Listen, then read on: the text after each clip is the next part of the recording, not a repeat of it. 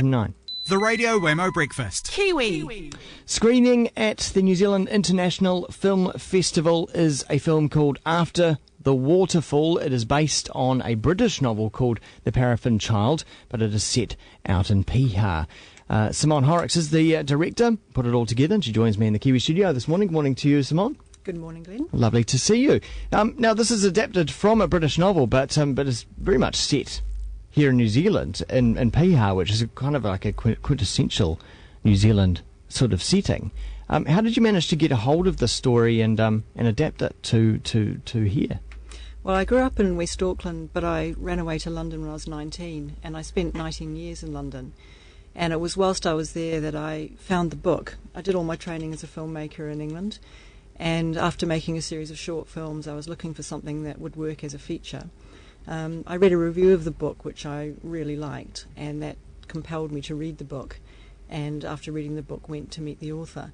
But the book is written in quite a spare style. It's quite iconic landscapes. It's set around coast, a kind of washed-up coastal town. Excuse me, the edges of the city and in bush. So it wasn't hard for me to transpose the landscapes I grew up with. When I read the book, I immediately saw it as set out on the west coast. Apart from being washed up, that basically is the Waitex, isn't it?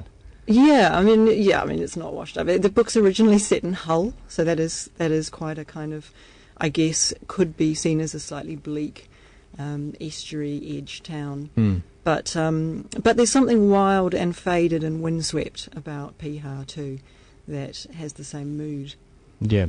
What is the story? How does it unfold? It's a film about a man who loses everything and has to find his way back into life. The main character, John Dreen, is a Piha Park ranger who takes his daughter to work with him one day, and she disappears in mysterious circumstances from beside the waterfall. After that, he witnesses the slow dissolve of his marriage, and the film asks the question, how do we live with the unfinished business in our lives, and how do we forgive the unforgivable? It's a story that asks a lot of questions. It's a film about aftermath. It's an exploration. I'd imagine the waterfall would be the Kirikiri waterfall. Kite Falls. Yeah.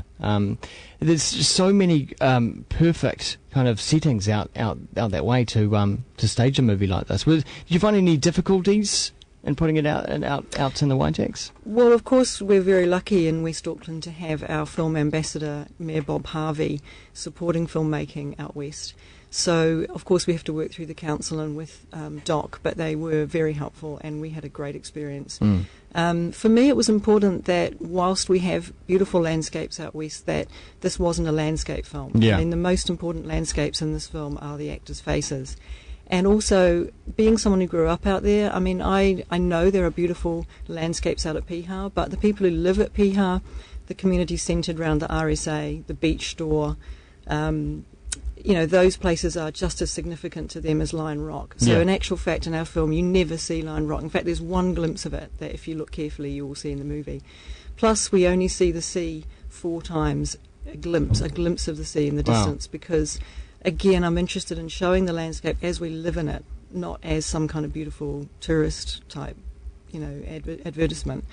And also for me, the landscapes of Newland and Henderson are very beautiful too. I mean, some of my favourite scenes in the film are on Lincoln Road. We have one scene there. The taxi rank in Newland, which is, an iconic place for me, having grown up out there. It's a different kind of beauty, the backs of the shops, the kind of Korean fish markets, the little signage out there, and the cabbage trees kind of against the wall of the library. I mean, those things to me are also very beautiful and that's very really New Zealand. The trick, to see beauty in kind of stuff that you take for granted every day. Yep. Yeah, around areas like that. Who did you choose to put in the film? Actors and actresses? The lead actor in our film is Anthony Starr, who of course is also very well known out west for his role in Outrageous Fortune. Yeah. I met him in 2004, long before Outrageous. He had appeared in My Father's Den. My producer, Trevor Haysom, produced in My Father's Den, and we'd just started working together. He came out of the cutting room one day where he was finishing the film with Brad McGann and said, there's a guy who, every time he comes on screen, just draws you to him. So I think we should meet him. So we called up Anthony, and he turned up for lunch on a skateboard, because at that time he was broke, didn't have any work. No one knew who he was. Yeah. And we never looked at anyone else from that day on. And he was very involved in the process of developing the film. I'd send him scripts, and we met up frequently over the 6 years that we spent. That's a long period to get this one out. Why is it taking so long? You just want to get it right, or? Well, in actual fact, it's quite an average length of time. Is it? I was told when I got the first development money in England that the average length of time from original idea to seeing the film hit the screen is 6 years. That's average. So in actual fact, the whole length of time for me was 10 years, so it's a little longer than average. But so in terms of the development here, it was a normal length of time. It just does take a long time. I think development years are like dog years. You know, normal people, it's 1 year. Filmmakers, it's 7 years fly by. But yeah, it takes a long time to get it right and go deep. And what was the actual filming period? How long did that after take? that 10 years of development, we had 26 days to make the film. So Isn't it was that intense. crazy? Yeah, that you got this long build-up, and then it just kind of boof happens. Yes. Yep. And then you're straight into the editing suite, and you've got all the stuff to look at. But the work's well beyond the 26 days, and especially I was blessed with a cast who really took a deep dive, including Anthony. He put so much of himself into the film. He spent weeks and weeks before the shoot working on moving into the character and into the character's world.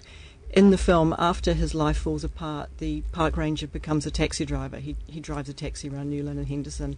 And one of my favourite props in the whole movie was the taxi we created for him. He is the world's worst taxi driver, like not committed, let's say. The taxi on the rank that you just probably would not choose to get into. But it was still an awesome prop. And Anthony was so committed to the part that he was taking the cab out just to get the feel of it and have a little drive around. And I was seriously worried that he was actually picking up fares at one point. Yeah. But he really took a deep dive. And so, you know, the 26 days is the tip of the iceberg. It's all the work you do leading up to that. So I was very lucky, as I say, the entire cast really went there. Something I always wonder about directors in the editing suite is the difficulty around actually knowing what to cut out, knowing what to edit. Do you find that process hard, of actually editing a film down? Very hard. Very hard.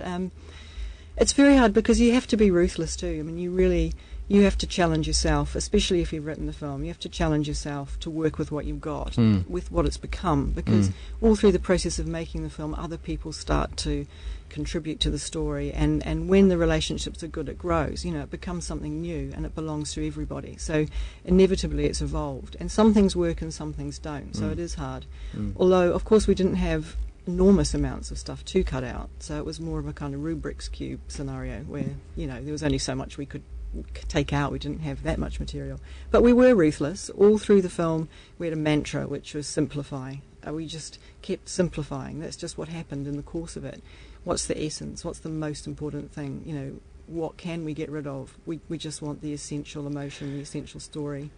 Seeing as the story did originate in Britain, are you quite keen to take it back there and see how it's received over there? Very keen. I mean, the author of the book, Stephen Blanchard, is a beautiful person. I met him 10 years ago. I had just made short films. I had no money. Of course, he gets a phone call from his agent saying someone wants to option your book.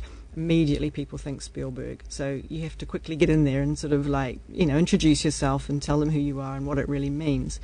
I couldn't offer him a lot of money, but I was very committed to getting it made. And I think a lot of authors get their books optioned and then shelved, so that meant a lot to him, and he went along for the ride. He said one thing to me after I met him. I went round to his squat in South London and took a bottle of New Zealand wine, and we talked about what this might become. And his only advice was, just surprise me. He wanted me to make it my own. He didn't want to see a filmed version of his book. And certainly I think bringing it back to New Zealand means that's guaranteed. I think he will be surprised.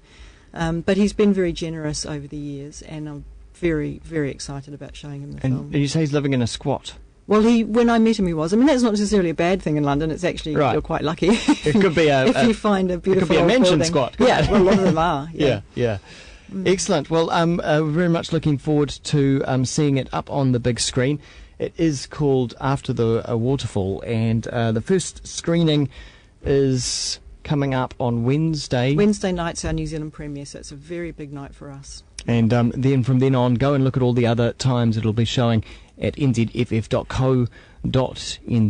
Simone Horrocks, thanks so much for coming in and telling us all about it. Thanks for having me.